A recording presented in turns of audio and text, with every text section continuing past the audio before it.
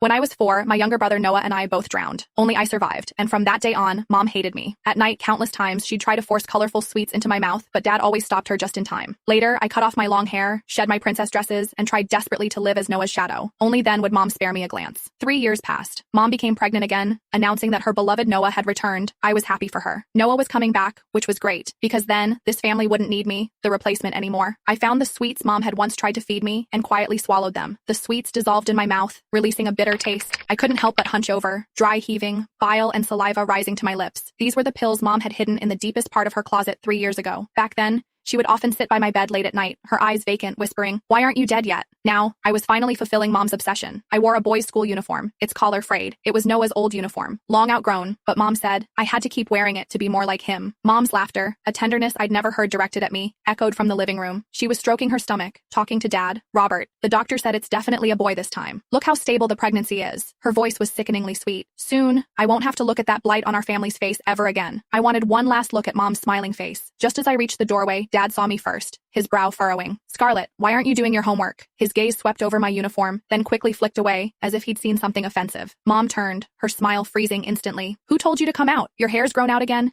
Didn't I tell you to cut it short, just like Noah's buzz cut?" She hurried over, her finger jabbing hard at my head. "Always causing trouble. When Noah is born, if you dare to bother him, I'll break your legs." I flinched back, the red mark on my forehead stinging. The sweets in my stomach seemed to be dissolving, a throbbing pain rising in my abdomen, forcing me to bend over. Dad started to come to my aid, but Mom blocked him. "Don't touch her. She's probably just faking it for sympathy." I bit my lip, saying nothing, slowly retreating to my room. With every step, my stomach felt like it was being twisted by knives. My limbs began to go numb, and even my hands clutching the doorframe trembled uncontrollably. I lay on the bed, my body starting to twitch. The door pushed open. It was Dad, holding a glass of warm water. He placed the glass on my nightstand, hesitating for a long moment before saying, "Scarlett, your mom is pregnant. Her emotions are a bit volatile, so don't take it to heart." I shook my head, but only a weak whimper escaped. Dad's figure began to blur in my vision. Dad sighed, then simply pulled the blanket over me. "Get some good sleep. You'll be fine tomorrow." He closed the door as he left, and silence enveloped the room. I reached under my pillow for the small toy car, Noah's favorite. Most of its paint had chipped off, but I polished it clean every day. Mom said it was Noah's, and I had to keep it safe. Last time, when a classmate tried to take it, I fought desperately, taking a beating to get it back. Gradually, my vision blurred completely. I hugged the toy car tightly and closed my eyes. "Mom, Noah is coming back. You won't have to suffer looking at me, your replacement, anymore. This way, it's truly good." Slowly, I felt the pain fade away. Like a dandelion seed carried by the wind, I floated gently into the air, clearly seeing the small body on the bed. The crumpled school uniform clung to her face as white as paper,